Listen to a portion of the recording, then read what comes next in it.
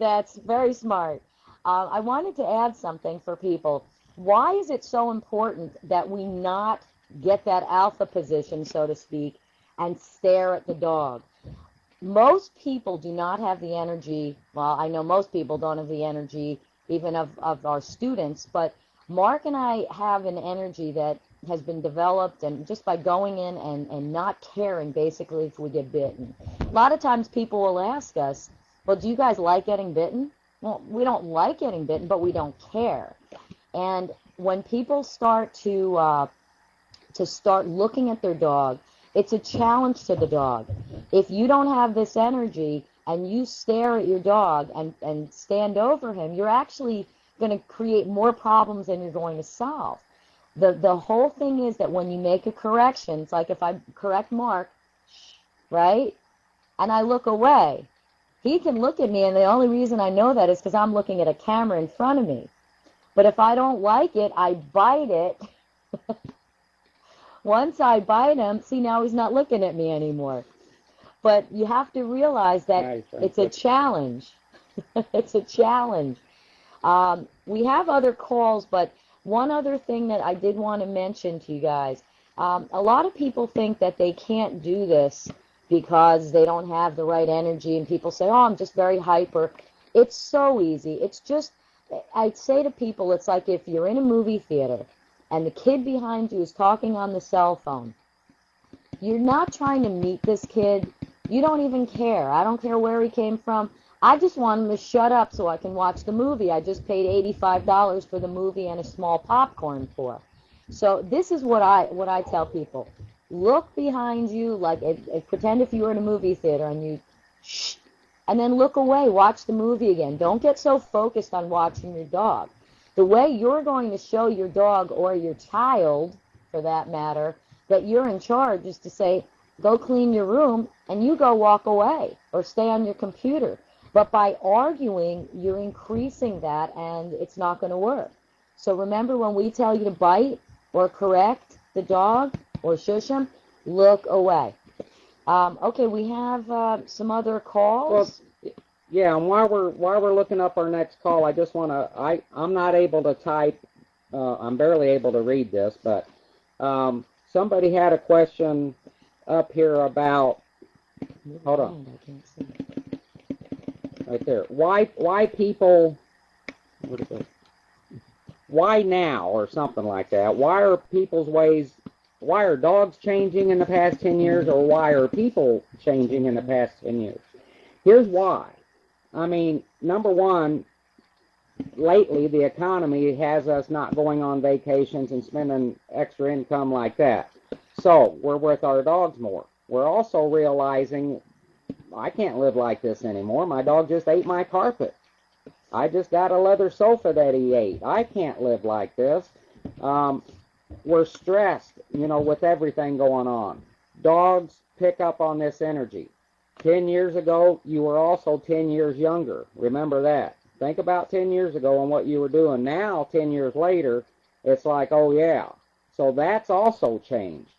When our clients tell us, well, you know, I had a good dog for 18 years and we never had to train him, and yeah, but they were 18 years younger. They didn't live in this apartment. They didn't have this kind of dog. The spouse hadn't died. The dog hadn't died. That's why our energy changes. If we can be the calm ones in a chaotic moment, that makes you a leader. Let's take a call. Okay. Mark and Janice, there was an interesting question in text here. I think it was from Janelle.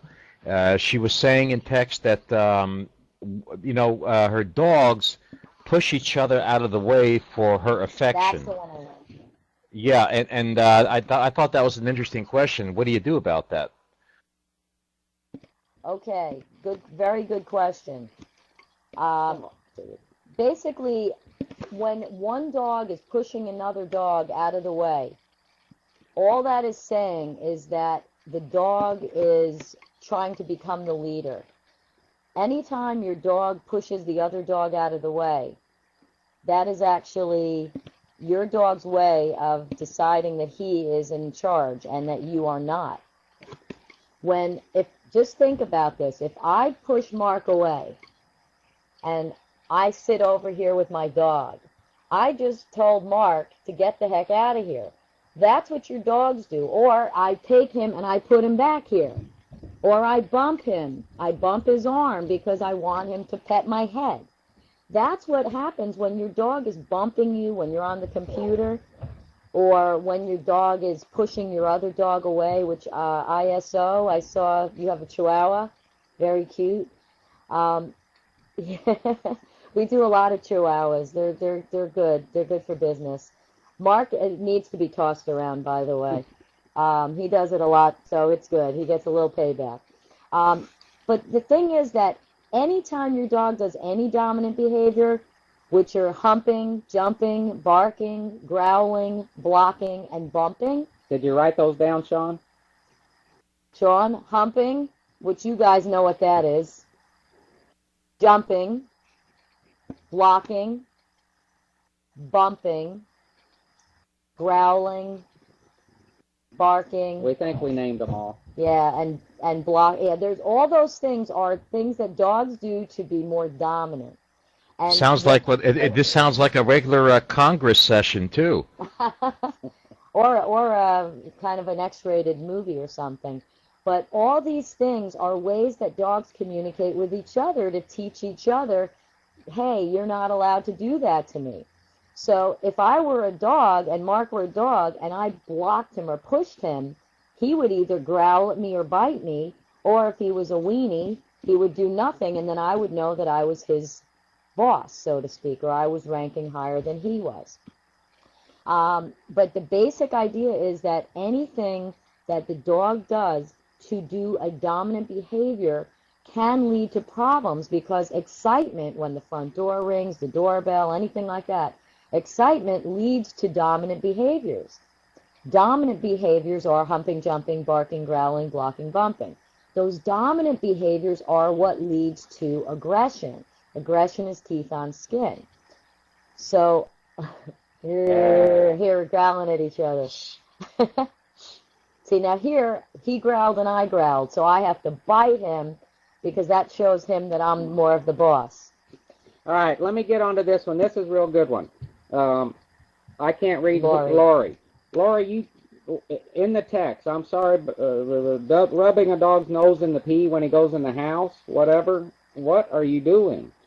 If you, dogs, remember this. Remember this. Dogs live in the moment. So if you don't catch him in the moment, he has no clue what happened.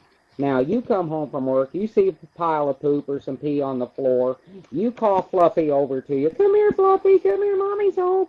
And Fluffy's jumping and twirling in circles and barking and chasing his tail, and then you pick him up, and then you go rub his nose in some piss and throw him outside. Now, what that just taught your dog is to not run to Mommy no more. That's what it would tell me. Because how do I know what you're going to do the next time? That's going to be a learned behavior. If I go to Mommy, she rubs my nose in pee. So that never works.